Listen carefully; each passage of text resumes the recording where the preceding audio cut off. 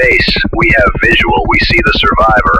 I repeat, we have the girl. She didn't speak. She didn't cry. She just stared. When rescuers found 17-year-old Valentina Utachenko in the Siberian wilderness, she was the only thing moving in a landscape of death. Just days earlier, she had walked into these mountains with 6 friends. They were strong. They were happy. They were some of the best hikers in Russia. But when the police asked her what happened, her story didn't make sense. She told them they didn't freeze to death. She said they didn't fall. She said they went insane.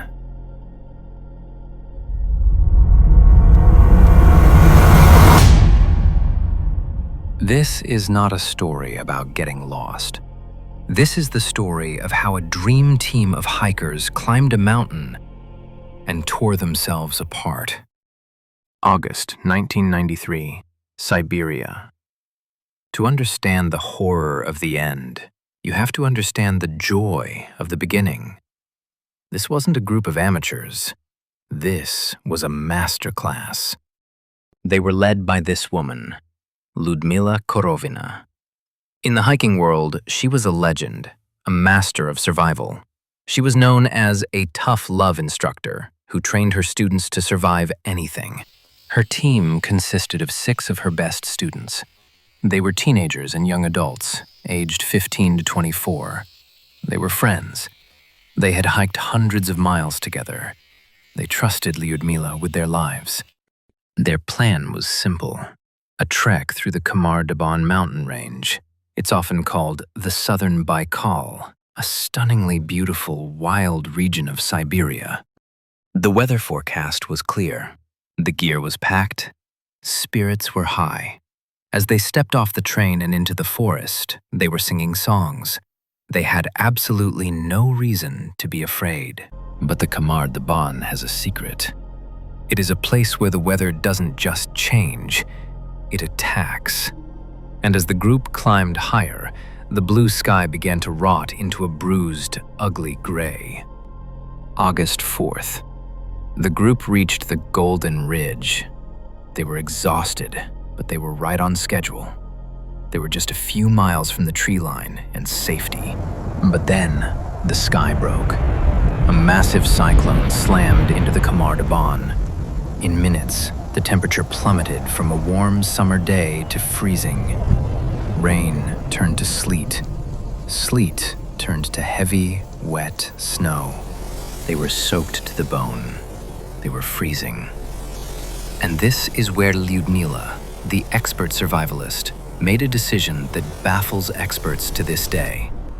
Instead of walking just 30 minutes downhill to the safety of the forest, she ordered the group to stop. She told them to pitch their tents right there, on the completely exposed face of the mountain. Why? Was she testing them? Was she too exhausted to move? Or was there something in the forest she was afraid of? They spent the night huddled together in the freezing cold. The wind screamed outside like a living thing. They had no fire. They had wet sleeping bags. But they survived the night. August 5th, morning. The storm had passed, leaving behind a cold, thick fog. They packed up their gear. They made breakfast. Valentina said everyone was cold, but calm. Alexander, one of the strongest boys, was shivering, but he told the group he was fine. They were ready to descend. They were minutes away from walking out of the nightmare. And then, Alexander screamed. It started with Alexander. One moment he was standing. The next, he collapsed face first into the freezing slush. Valentina and Lyudmila rushed to him. They assumed it was exhaustion, maybe the cold. But when they rolled him over, the reality shattered them. He wasn't just unconscious. He was foaming at the mouth. Blood was trickling from his ears. He was choking, gagging on his own fluids. Lyudmila, the Iron Will leader, stood up. She tried to take control. She opened her mouth to shout an order, but no words came out. She grabbed her chest, her face twisted in agony. And then, the leader of the group, their only hope, collapsed right next to Alexander. Just like that, the two strongest people were gone. Panic didn't set in immediately.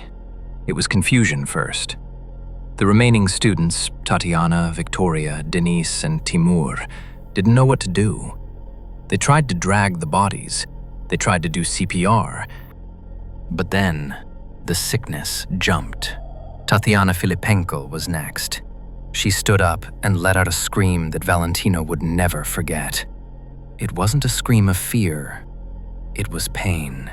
She fell to her knees and began to bash her head against a rock, over and over, rhythmically, as if she was trying to make something inside her brain stop.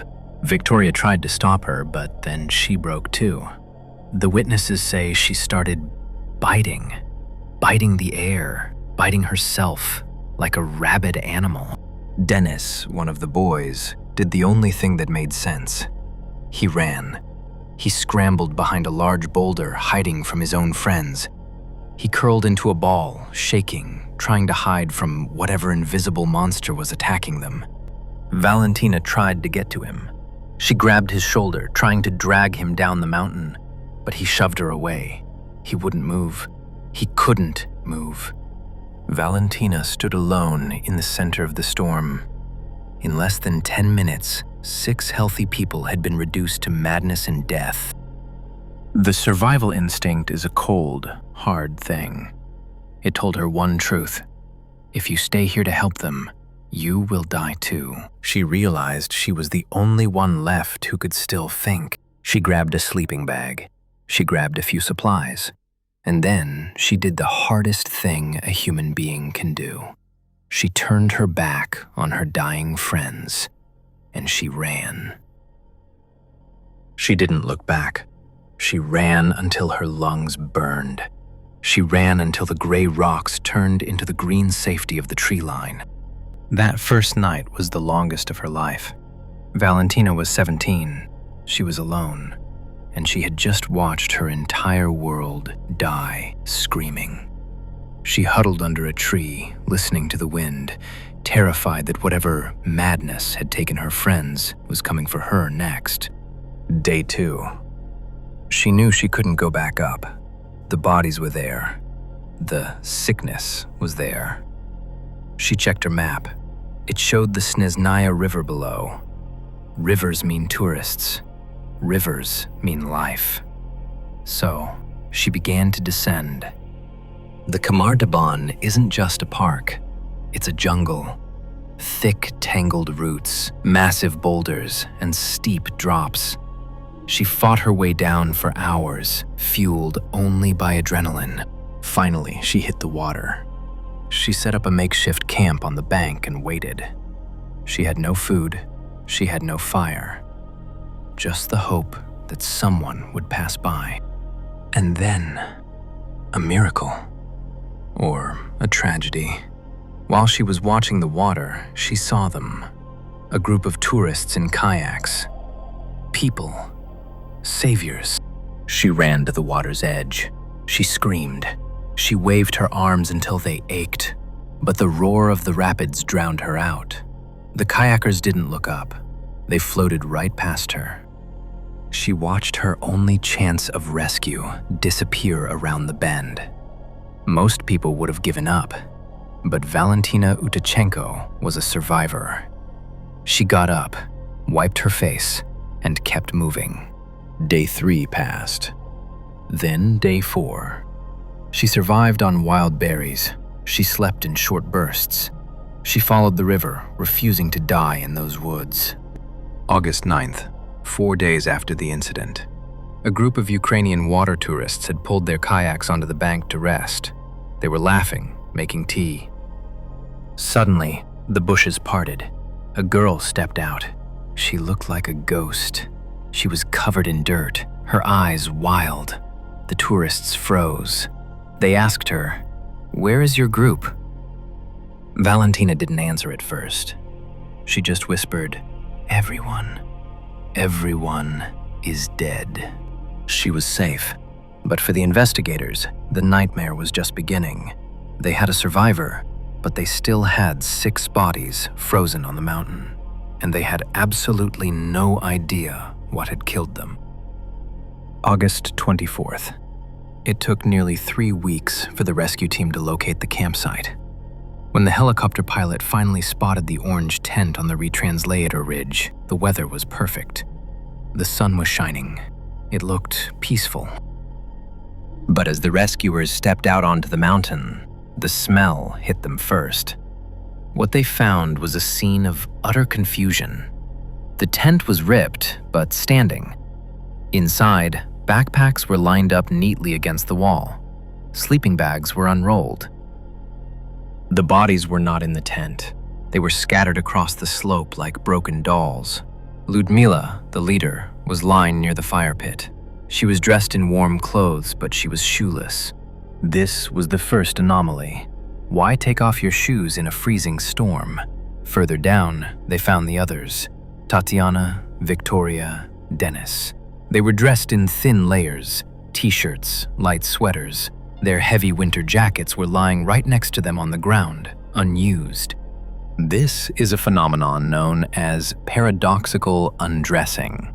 In the final stages of hypothermia, the brain malfunctions and makes the victim feel incredibly hot. They tear off their clothes seconds before they freeze to death. But there was something else.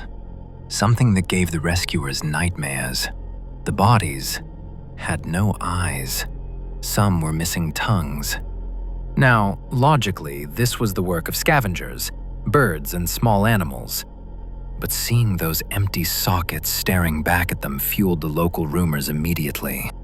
The bodies were airlifted to Ulan-Ude for autopsy. The coroner, Dr. Galtsev, was expecting a simple case of exposure.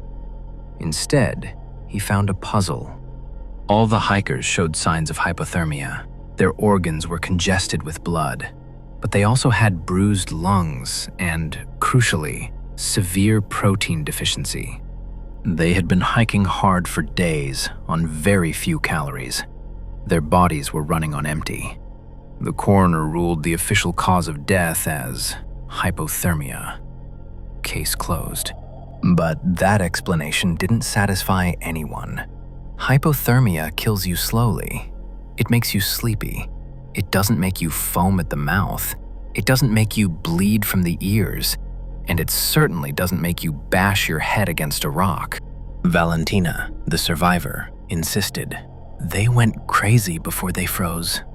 So if it wasn't just the cold, what was it? Over the years, 2 main theories have emerged. One is a terrifying natural phenomenon.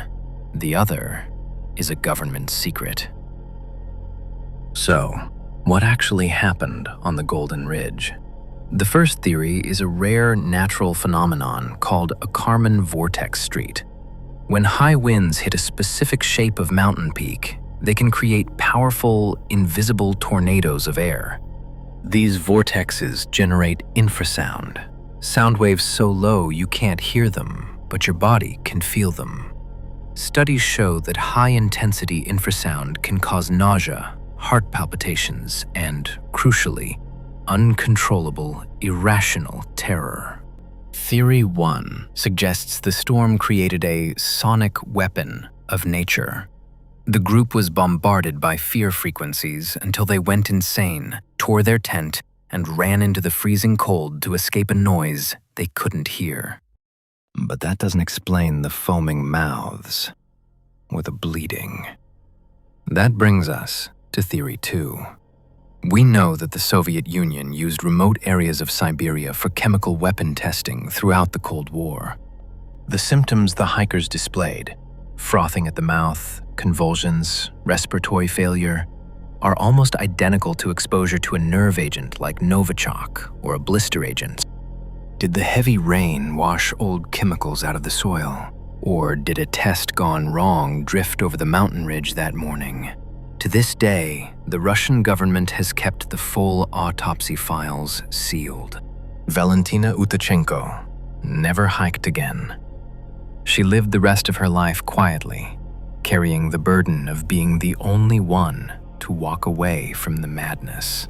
The mountains keep their secrets, but that doesn't mean we stop asking questions. We've looked at the evidence. We've seen the timeline. Now, I want to turn this over to you, the Web of Horrors community. I need you to be the jury. Look at the facts. Was this a freak accident of nature, a killer wind that drove them mad? Or was it something darker, a military secret that cost 6 innocent people their lives? Drop your verdict in the comments below. Let's debate this. I'll be pinning the most compelling theory I see. If you want to join us as we untangle the darkest mysteries on the internet, hit that subscribe button and ring the bell. This is Web of Horrors. Stay curious, stay safe, and I'll see you in the dark.